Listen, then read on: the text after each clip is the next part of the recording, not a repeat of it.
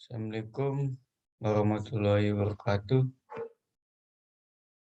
Perkenalkan, nama saya Faris Adi Suryana dengan NIM 19020106 dari kelas Fire and Safety C19. Mata kuliah pengelolaan pencemaran industri. Ya, di sini saya akan menjawab pertanyaan soal UAS pengelolaan pencemaran industri. Yang pertama yaitu definisi dari pengelolaan limbah B3 merupakan salah satu rangkaian kegiatan yang mencakup penyimpanan, pengumpulan, pemanfaatan, pengangkutan, dan pengolahan limbah B3 termasuk penimbunan hasil pengolahan tersebut. Oh, ini ada gambarnya. Dan nomor dua yaitu jenis-jenis klasifikasi bahan B3. Mudah meledak. Limbah B3 mudah meledak adalah limbah yang pada suhu dan tekanan di standar yaitu 25 derajat Celcius atau 760 mmHg dapat meledak. Mudah menyala. Di limbah berupa cairan yang mengandung alkohol kurang dari 24%, volume dan atau pada titik nyala tidak lebih dari 60 derajat Celcius atau 140 derajat Fahrenheit akan menyala jika terjadi kontak dengan api. Selanjutnya, reaktif. Air limbah yang pada keadaan normal tidak stabil dan dapat menyebabkan perubahan tanpa peledakan. Selanjutnya, infeksius atau X. Limbah B3 bersifat infeksius, yaitu limbah medis padat yang berkontaminasi organisme patogen yang tidak secara rutin ada di lingkungan. Korosif. C. Limbah dengan pH sama atau kurang dari 2 untuk limbah bersifat asam dan sama atau lebih dari besar dari 12,5 untuk yang bersifat basa. Beracun, toksik atau T. Limbah yang memiliki karakteristik beracun berdasarkan uji penentuan karakteristik beracun melalui TCLP, uji toksikologi, dan uji subklinis. Nomor 3 yaitu limbah B3 sumber spesifik.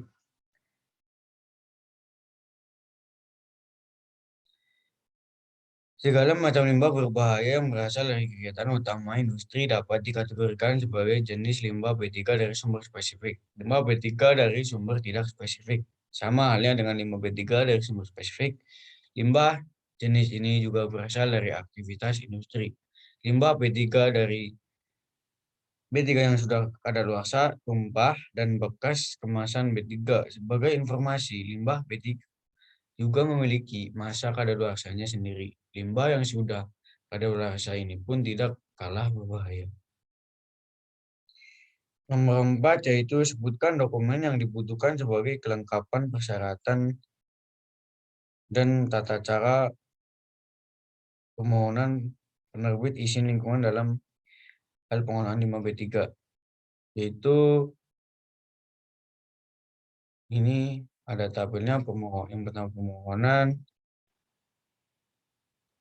persyaratan administrasi lengkap, verifikasi, review evaluasi, memenuhi persyaratan teknis maksimal 45 hari kerja, rekomendasi Menteri LH, penetapan persyaratan dan ketentuan dalam rekomendasi.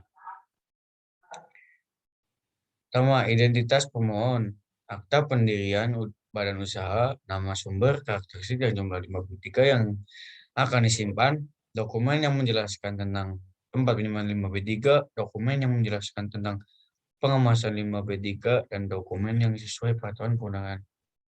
Nomor 5. Fasilitas penyimpanan limbah B3 merupakan bangunan sebagaimana dimaksud pada pasal 15 ayat 1 huruf A, paling sedikit memenuhi persyaratan. Desain dan konstruksi yang mampu melindungi limbah B3 dari hujan dan sinar matahari, memiliki penerangan dan ventilasi, dan memiliki saluran drainase dan bak penampung. Nomor 6 yaitu sebutkan fasilitas penimbun limbah B3. Itu sumber injeksi, penempatan kembali di area bekas tambang, backfilling, dam tiling, dan atau fasilitas penimbun limbah B3 lain sesuai dengan perkembangan iptek. Nomor 7 yaitu sebutkan dan jelaskan metode pengolahan limbah B3. Pertama, thermal. Merupakan pembangkit listrik dengan tenaga PLTSA dengan tujuan utama memusnahkan sampah secara cepat dan signifikan dan bahkan bisa menghasilkan listrik. Yang kedua yaitu stabilisasi, proses pencampuran limbah dengan bahan tambahan dengan tujuan menurunkan laju migrasi bahan penyebaran dari limbah serta untuk mengurangi konsumsi limbah tersebut. Solidifikasi secara fisika, proses merupakan bentuk fisik dan atau senyawa kimia yang menambahkan bahan pengikat atau zat reaksi tertentu untuk memperkecil membatasi kelarutan, pergerakan atau penyebaran dan daya racun limbah sebelum dibuang.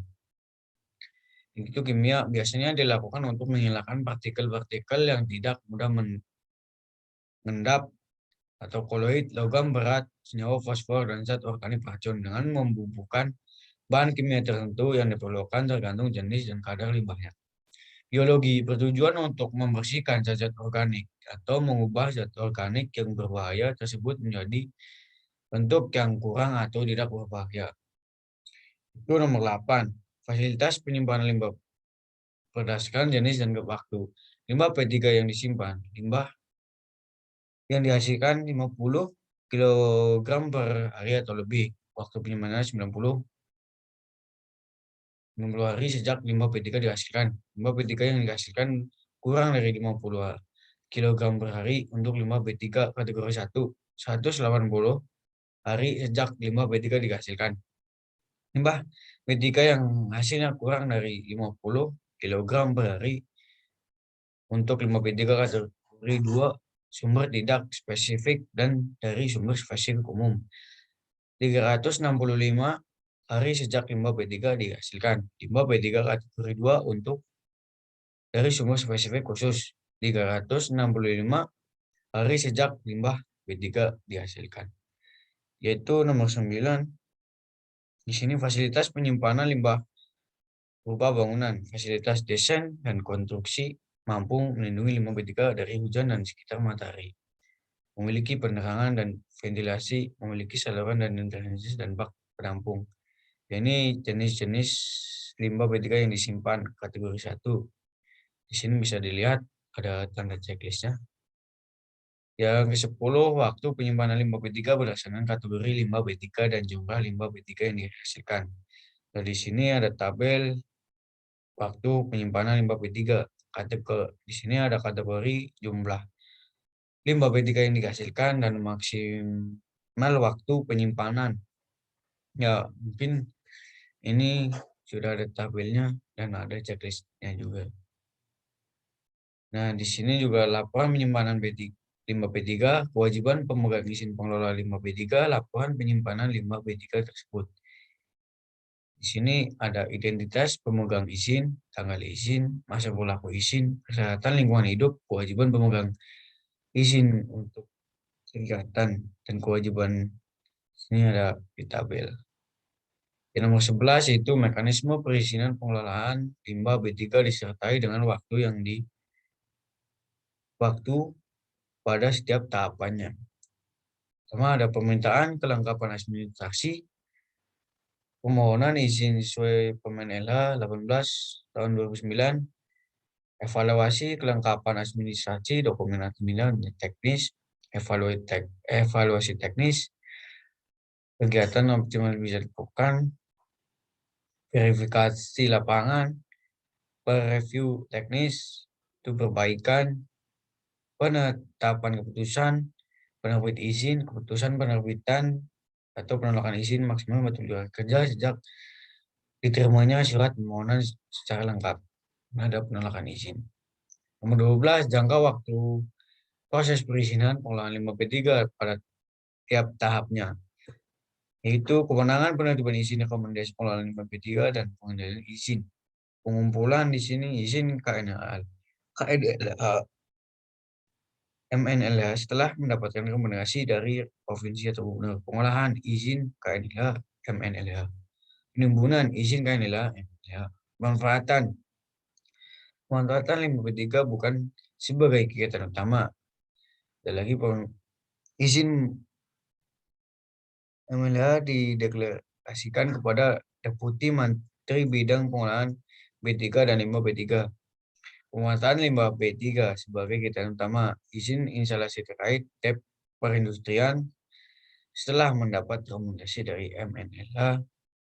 Itu turun rekomendasi MNLH delegasi kepada Deputi Menteri Bidang Pengolahan B3 dan Limbah B3. Pengangkutan izin instalasi terkait TEP berhubungan setelah mendapatkan rekomendasi dari MNLH. 13. Masa berlaku dari masing-masing pengolahan limbah B3. Masa berlaku izin berakhir apabila masa berlaku izin habis dan tidak dilakukan perpanjang izin. Apabila permohonan izin dilakukan sebelum masa berlaku, izin berakhir, maka pemegang izin yang akan memiliki izin. Badan usaha pemegang izin bubar atau dibubarkan. Izin lingkungan dicabut. Dicabut oleh bupati, wakil kota, gubernur, menteri. Sesuai kewenangannya secara hukum pihak yang dapat mencabut izin, penertib izin. 2. Atas penertib izin. 3. Pengadilan. 14. Pemanfaatan limbah B3.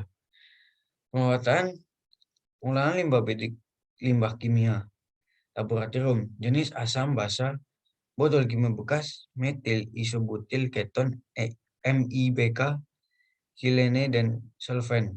Sifat korosif, iritasi, B3, iritasi. Cara pengelolaannya itu dinetralkan dengan basa, dinetralkan dengan asam, dicuci dengan kero lalu disimpan di laydon area, disimpan sementara di laydon area, setelah mencapai kondisi yang ekonomis dikelola secara pengelolaan limbah yang direkomendasikan Bapedal atau PPLI. Pengadaan bahan kimia kadaluarsa. Listrik, lampu bekas mengandung Hg B3 disimpan sementara di laydon area. CDU, caustic solution panic, clay, span, amine, filters of specification sulfur. Tergantung proses kero bila diolah di unit 21, clay jarang dipakai. Disimpan sementara di laydown area, sulfur dipakai kembali waktu startup.